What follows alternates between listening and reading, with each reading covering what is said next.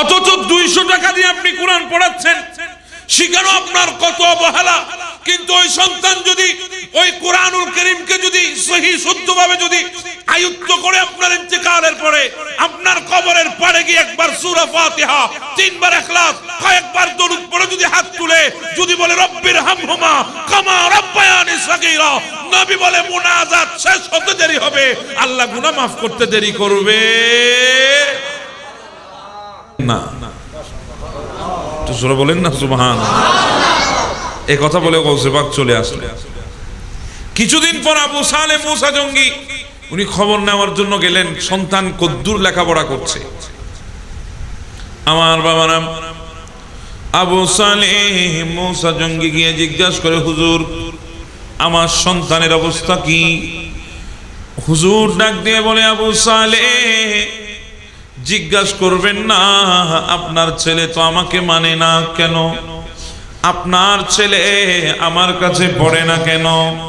বলে আপনার ছেলেকে নাকি আমি পড়াইতে জানি না, সে আমাকে মানে না, আমি নাকি তাকে চিনি না।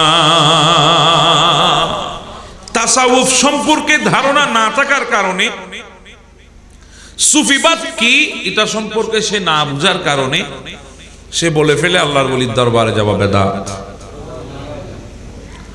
আবার আরেকটা মুসিবত, আরেকটা সমস্যা, সেটা হচ্ছে অনেকেই সুফিবাদের চর্চা বেশি করতে গিয়ে,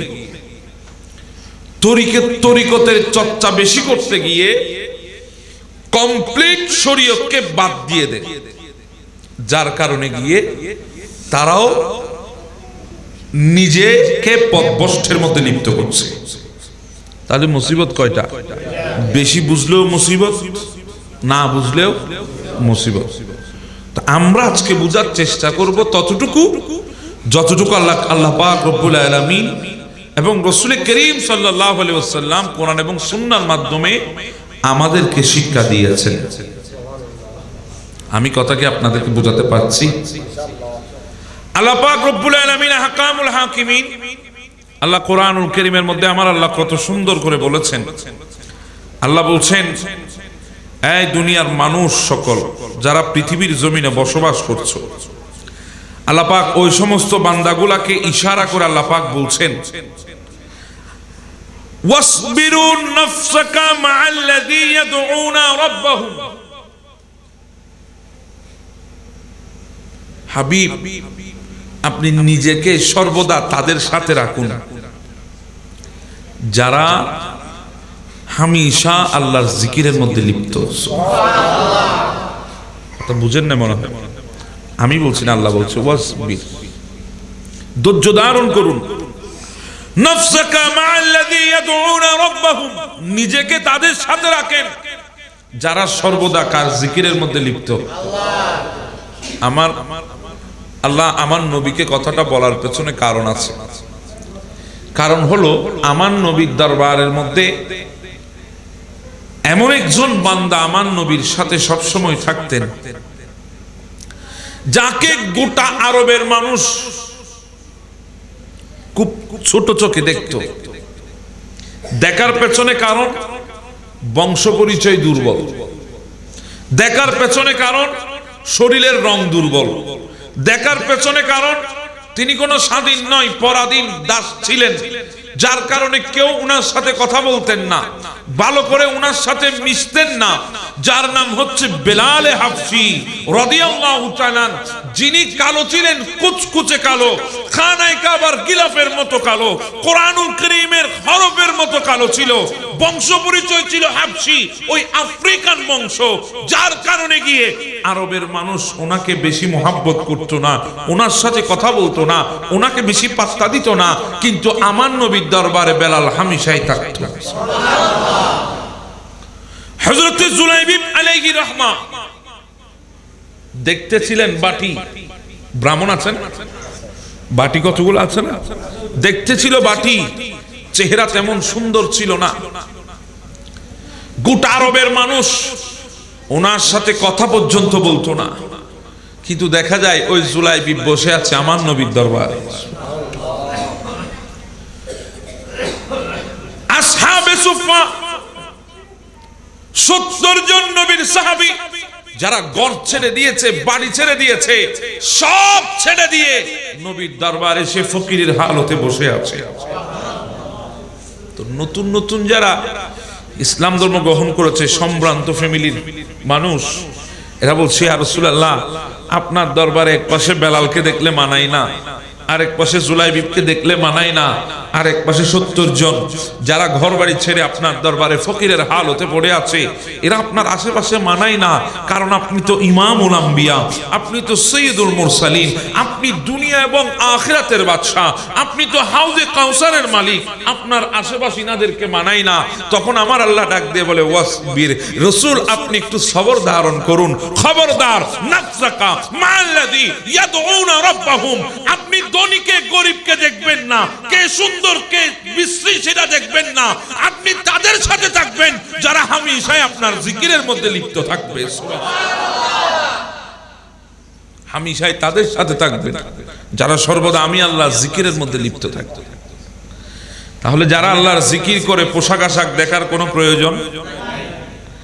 এজন্য আমাদের চোখে অনেককে পাগল মনে হয়। হ্যাঁ, ওনারা পাগল, দুনিয়ার জন্য পাগল হয় নাই, মালিকের জন্য পাগল হয়েছে। কথা বলেন ঠিক না? তা আমার নবী কি বলছেন জানেন? আলা উনাব্বিউকুম বিখিয়ারিকুম, উম্মত আমি কি তোমাদেরকে বলবো না পৃথিবীর জমিনে কে শ্রেষ্ঠ? সাহাবীরা বলছেন ক্বালু বালা ইয়া রাসূলুল্লাহ, হ্যাঁ আপনি তো বলবেন, আপনি ছাড়া তো আর বলার কেউ নাই, আপনি তো জানিয়ে দেবেন। হ্যাঁ আপনি বলবেন। আমার নবী বলে ক্বালা খিয়ারিকুমুল্লাযী ইযা রুয়া যিকিরাল্লাহ, তারাই হলো পৃথিবীর জমিনে শ্রেষ্ঠ যাদেরকে দেখলে আল্লাহর জিকিরের কথা স্মরণ হয়ে যায়। সুবহানাল্লাহ। বলেন, পৃথিবীতে অনেক মানুষের সাথে আমরা ডিল করি, অনেক মানুষের সাথে আমাদের জানাশোনা, অনেক মানুষের সাথে আমাদের চলাফেরা, সবাইকে দেখলে কি আল্লাহর কথা স্মরণ হয় না? কিন্তু এমন কিছু স্পেশাল মানুষ আছে, এমন কিছু নূরানি সুরতের চেহারা আছে যাদের সান্নিধ্য গেলে আল্লাহর কথা স্মরণ হয়। কথা বলেন ঠিক না? তা আমার নবী বলছে ওরাই হচ্ছে একমাত্র পৃথিবীর বুকে সর্বশ্রেষ্ঠ। শুধু তাই না, ইন্না মিনান নাসি মাফাতিহা যিকরুল্লাহ ইযা রুয়া যিকরা, দুনিয়ার জমিনে আল্লাহর জিকিরের চাবি এমন এক দলের কাছে আছে, ব্যক্তিদের কাছে আছে যাদের কাছে গেলে আল্লাহর জিকিরের কথা স্মরণ হয়ে যায়। তাদের কাছে আল্লাহর জিকিরের চাবি আছে। তাহলে বোঝা যায় পৃথিবীর বুকে আল্লাহ পাক আমাদেরকে রাসূল কারীমের মাধ্যমে আমাদেরকে জানিয়েছেন তাদের সাথে নিজেকে রাখতে হবে যারা পৃথিবীর বুকে আল্লাহর জিকিরের মধ্যে লিপ্ত থাকে। সুবহানাল্লাহ বলবেন না? এজন্য হাদিসে কুদসির মধ্যে আমার আল্লাহ বলছেন ইন্না আউলিয়াই মিন ইবাদি ওয়া আহিব্বাই মিন খালকি আল্লাযীনা ইয়াযকুরুনা বিযিকরি ওয়া আযকারু বিযিকরিহিম, আমার বান্দাদের মধ্যে আমার ওলিরা আর আমি আল্লাহর সৃষ্টির মধ্যে আমার নবী, যাদের জিকির করলে আমি আল্লাহর জিকির হয়ে যাই। জোরে বলেন সুবহানাল্লাহ। আর আমার জিকির করলে তাদের জিকির হয়ে যায়। জোরে বলবেন না সুবহানাল্লাহ? এজন্য পৃথিবীর বুকে যারা আল্লাহর ওলি আছে একবার খেয়াল করবেন, তাদের চেহারা দেখলে কোনো না কোনো ভাবে আপনার দিলের মধ্যে আল্লাহ পাকের স্মরণ আসে, আসে না? ইবাদত করার একটা মনসা জাগে, আল্লাহর জিকির করার একটা তামান্না জাগে। তাদেরকে দেখলে আপনার কাছে দুনিয়ার সমস্ত রং তামাশাকে ভয় মনে হয়। কথা বলেন ঠিক না? তাদের কাছে গেলে হাজারো কঠিন শক্ত হৃদয় মুহূর্তের মধ্যে গলে যায়। আছে না নাই? আছে। এনারাই হচ্ছে আল্লাহর ওলি, যাদের দরবারে গেলে আল্লাহর জিকিরের কথা স্মরণ হয়, আল্লাহর নিয়ামতের কথা স্মরণ হয়। আল্লাহ পাক বলেছে তোমরাও নিজেদেরকে তাদের সাথে রাখো। আমার নবীকে বলার মাধ্যমে আল্লাহ আমাদেরকে শিক্ষা দিয়েছেন। জোরে বলেন না সুবহানাল্লাহ। এখন তো আমরা বন্ধুত্ব করি দেখে দেখে, আমরা সাথে চলার জন্য বন্ধু বেছে নিই দেখে দেখে, যারা মোটামুটি একটু টাকাওয়ালা, মোটামুটি একটু পয়সাওয়ালা, আমরা তাদেরকে বেছে নিই এবং তাদের সাথে আমরা বন্ধুত্ব করার জন্য চেষ্টা করি। অথচ আল্লাহ বলছেন না না, যাকে তাকে বন্ধু বানানো যাবে না। ইয়া আইয়ুহাল্লাযীনা আমানু ইত্তাকুল্লাহ ওয়া কুনু মা'আস সাদিকিন, হে ঈমানদাররা আল্লাহকে ভয় করবে আর বন্ধু বানাবে তাদেরকে যারা হামেশাই সত্য, যারা হামেশাই সত্য বলে, যারা হামেশাই সত্যের পথে থাকে, যারা হামেশাই হকের মধ্যে অটল আছে, অবিচল আছে, তাদেরকে বন্ধু হিসাবে গ্রহণ করো। জুড়ে বলেন সুবহানাল্লাহ। বন্ধু কাকে বানাবো সেটাও আল্লাহ কি করে দিয়েছেন, ডিসাইড করে দিয়েছেন, ফয়সালা করে দিয়েছেন। কথা বলেন ঠিক না? তো এই জন্য আমাদেরকে আল্লাহর ওলিদের সঙ্গ নিতে হবে, অন্যথায় আপনি আল্লাহ পাকের দয়া এবং জিকিরের কথা আপনার ভেতরে আসবে না। এজন্য বেলায়েত তিন প্রকার। কয় প্রকার? আমি বোঝার জন্য আপনাদেরকে সরল ভাষায় বুঝাবো ইনশাআল্লাহ। এক নাম্বার বেলায়েত হচ্ছে প্রকৃতিগত বেলায়েত, প্রকৃতিগত। দ্বিতীয় নাম্বার প্রদানকৃত। তৃতীয় নাম্বার অর্জনকৃত। কয় প্রকার বললাম? আমি বাংলায় বলছি আপনারা বোঝার জন্য।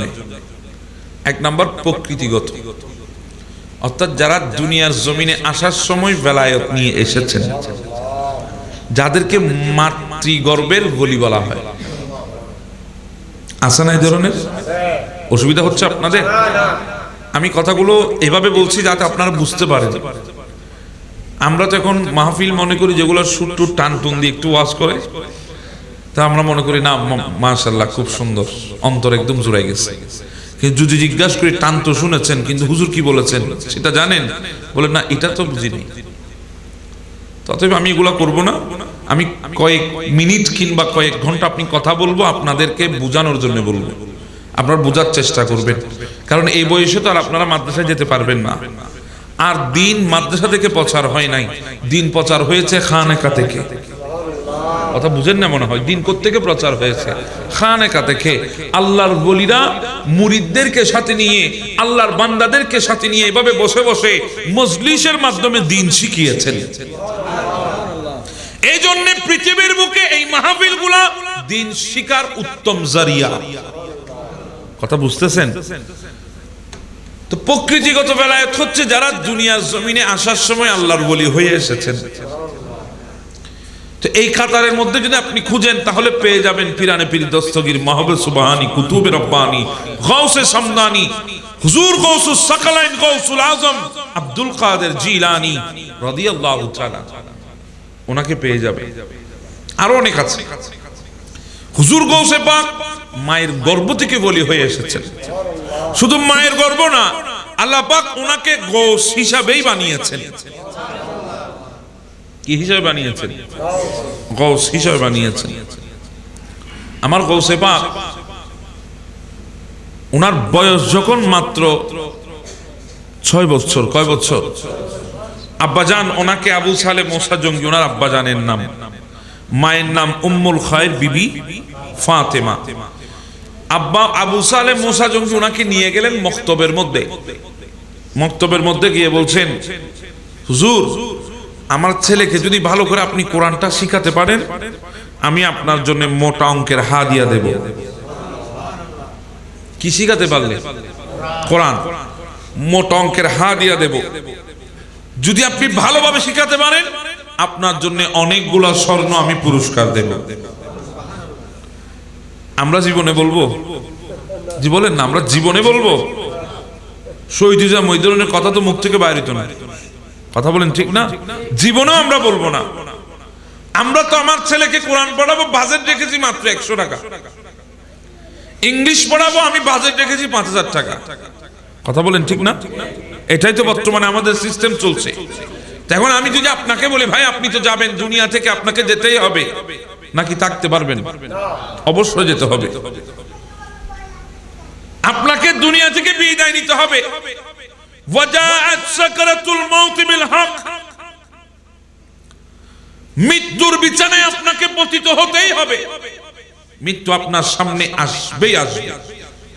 আপনি তো দুনিয়া থেকে যাবেন, তো সন্তানকে ওসিয়ত করে যাইয়েন, সন্তান আমি তোমাকে 5000 টাকা মাসে দিয়ে ইংলিশ মিডিয়াম স্কুলে পড়িয়েছি, তা আমি যখন দুনিয়া থেকে যাব আমার কবরে দাঁড়িয়ে ইংলিশের কিতাবটা একটু খতম দিও।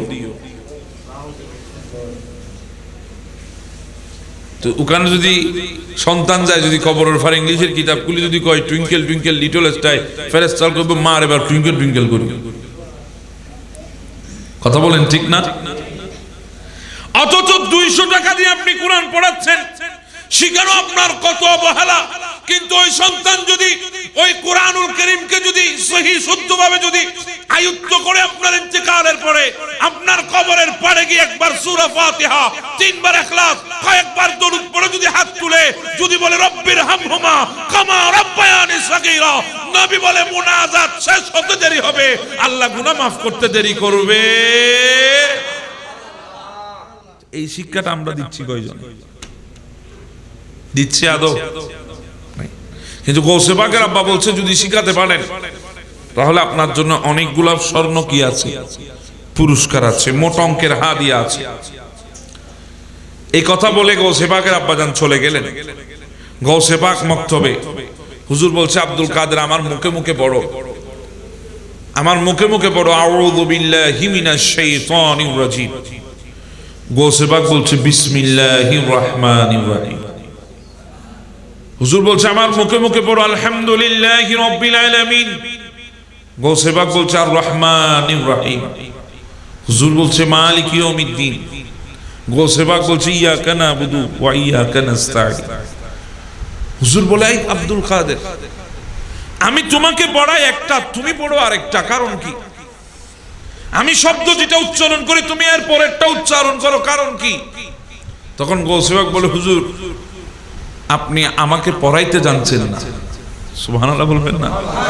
আচ্ছা কোন ছাত্র যদি উস্তাদকে বলে উস্তাদ আপনি আমাকে পড়াইতে জানেন না, উস্তাদের টেম্পারেচার ঠিক থাকবে? উস্তাদ গরম হয়ে গেল। আব্দুল কাদের আমি তোমার বাবাকে বিচার দেব, তুমি আমার কাছে পড়ো না, আমাকে মানো না। গৌসে পাক বলে আমি আমার বাবার কাছে বিচার দেব, আপনি না। তো জোরে বলেন না সুবহানাল্লাহ। এই কথা বলে গৌসে পাক চলে আসলেন। কিছুদিন পর আবু সালেহ মুসা জঙ্গি উনি খবর নেওয়ার জন্য গেলেন সন্তান কদ্দুর লেখাপড়া করছে। আমার বাবা নাম আবু সালেহ মুসা জঙ্গি গিয়ে জিজ্ঞাসা করে হুজুর আমার সন্তানের অবস্থা কি?